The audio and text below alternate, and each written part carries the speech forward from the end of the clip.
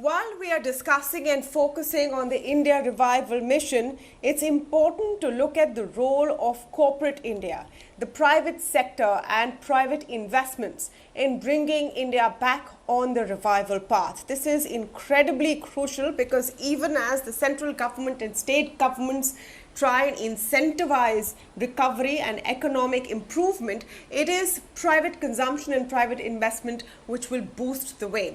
To speak on this today, I'm joined by Niranjan Hiranandani. I have Dilip Chenoy of FICCI with me on the show, and of course, Amit Kapoor. Amit, give us a sense on how important it is for private enterprise to really come forward. We have seen that the government has ramped up investments to some extent, but many believe that more can be done. Does it now fall to private industry to really forge ahead? Absolutely, Tamanna. This is an important point because if you really look at it, like there have been a lot of initiatives that the government has actually taken, but now it is the turn for the private sector to move things along. And when you say the private sector, there are of course, given the pandemic, there were a severe sets of crises that the private sector had faced, but now it is time for them really to rev up.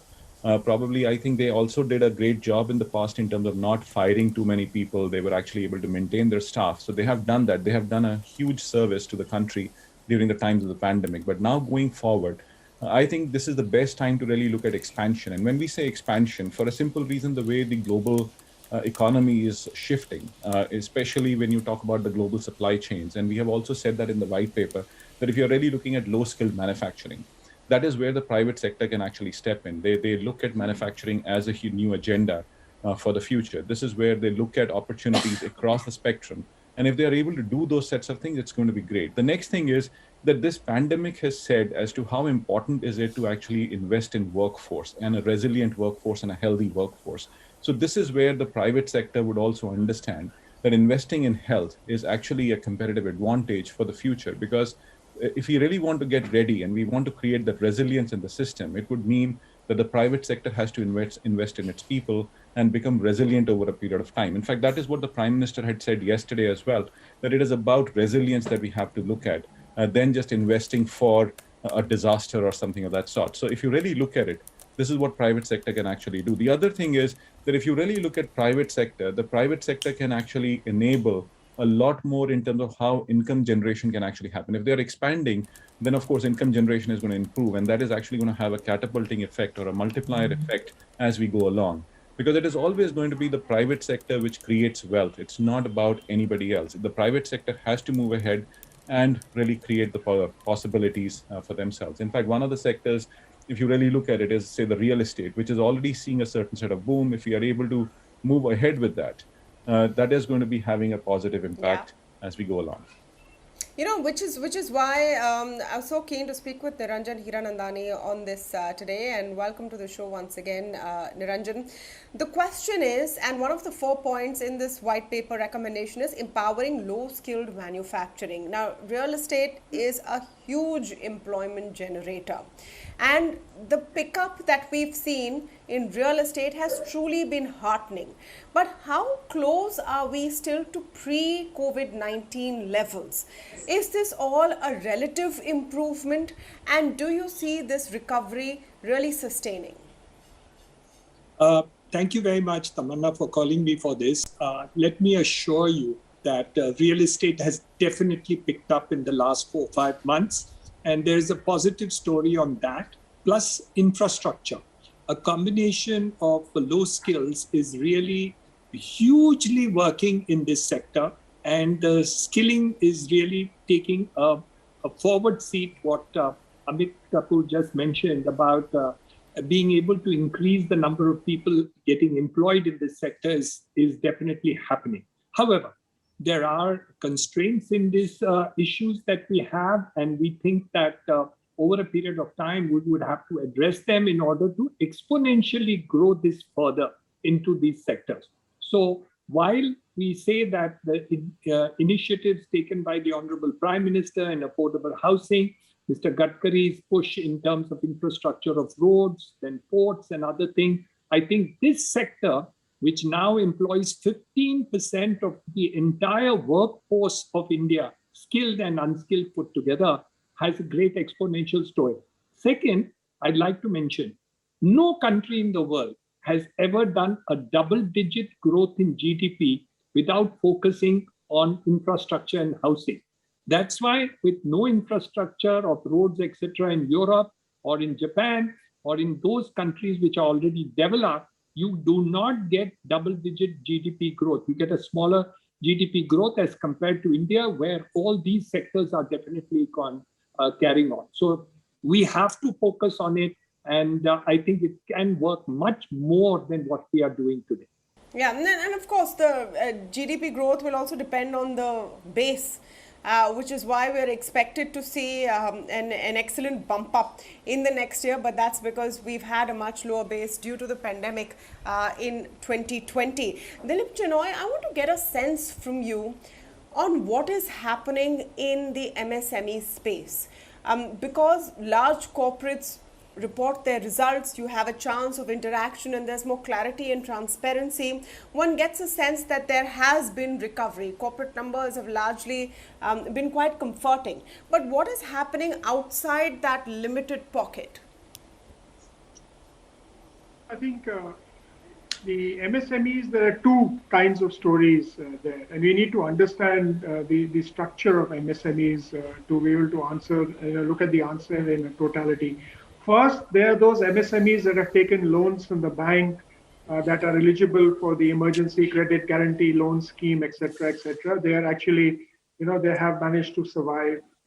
The second set of MSMEs are those that are not in the formal banking sector, and they used to survive on cash flow month to month. So a lot of those people have actually had, because there's no government program or no state government program for these kinds of businesses.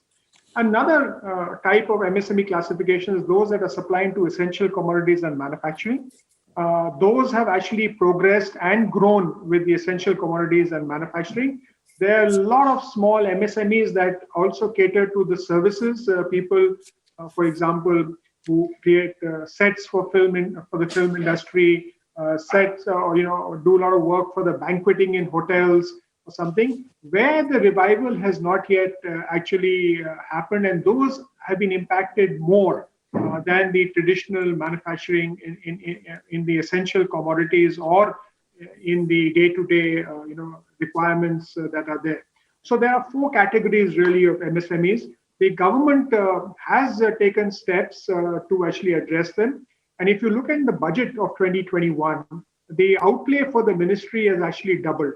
But a lot of MSMEs depend on state governments for support. And that state governments, whether it's electricity duty, electricity charges, or other aspect, and of course the perennial challenge of payments to MSMEs, which is always mentioned by MSMEs. So MSMEs really face three challenges. One is demand. Second is finance. Right, and the third is getting a cash flow going there. A lot of the MSMEs also have been impacted by the migratory labor, going back, but that is slowly coming back into stream.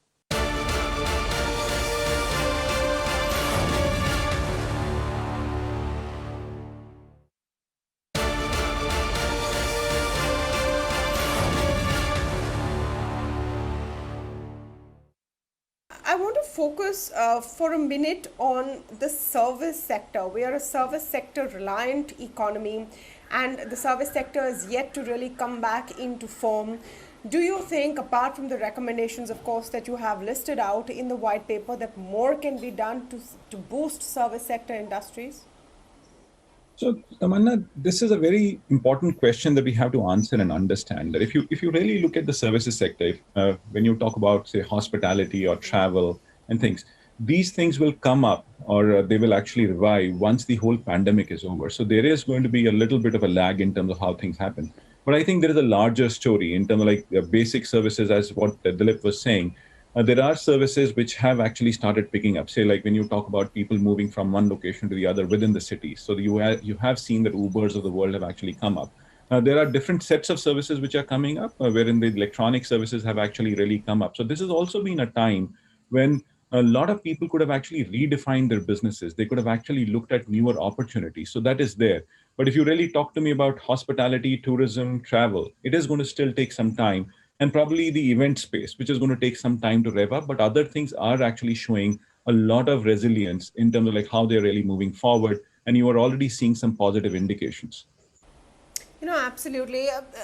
Mr. Hiranandani, specifically for businesses that are still struggling, and I'm talking not just necessarily the big corporate houses, do you think there is time now come and the time is ripe for more support from the government, or are you now confident that with demand picking up, with the GDP reviving to some extent, that and the vaccinations rolling out, honestly, that there will be a sharp upturn?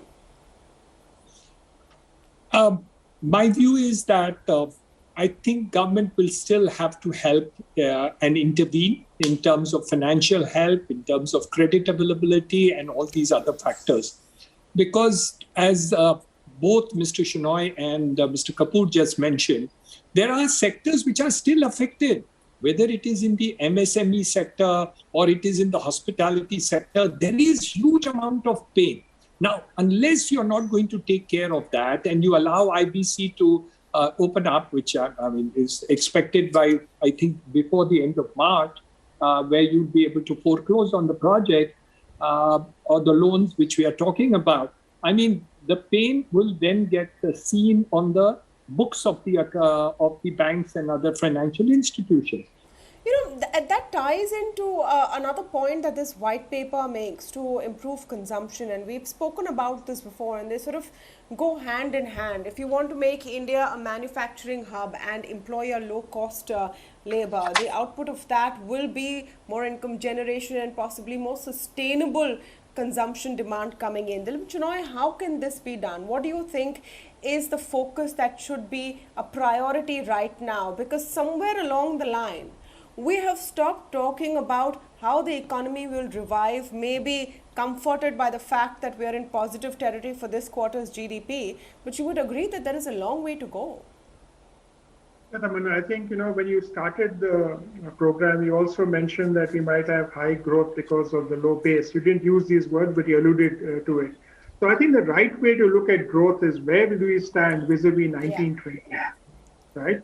And if we are going to benchmark ourselves against 1920, and if we say that, do we say that, okay, we're going to grow double the rate that we're going to not have a washout year, but we're going to actually enable that to grow forward, then demand is a great thing. We have to boost demand. So actually what Mr. Hiranandani talked about, and, you mentioned about the real estate story, the real estate story was boosted by reduction in stamp duty, by, other reduction in interest rates. There was a lot of demand spurring activity there. Similarly, the voucher idea, which is in the white paper, and this is what Vicky has also been advocating, that we need to encourage people to spend. There have to be demand stimulation measures, a combination of the voucher, possibly limited reduction of GST for a limited period of time, reduced interest rates for a limited period of time to go and spend, and also enhancing some income tax exemptions for spending when you go forward here. That would actually keep the demand going, which is important, because currently a lot of people are saying it is pent up demand. It is not necessarily fresh demand which is coming in, and to get the growth story going, we need to double the demand going forward. Very, very rightly put. We also have to understand the linkages between these discretionary spends and where the vaccine and the COVID-19 waves are moving and how fast the vaccinations are rolling out. Amit, I'd like you to put this into perspective, because as we were developing this white paper, it seemed like the worst was behind us. But as we're speaking today, you have cases spiking once more. Do you think that this could be a dampener?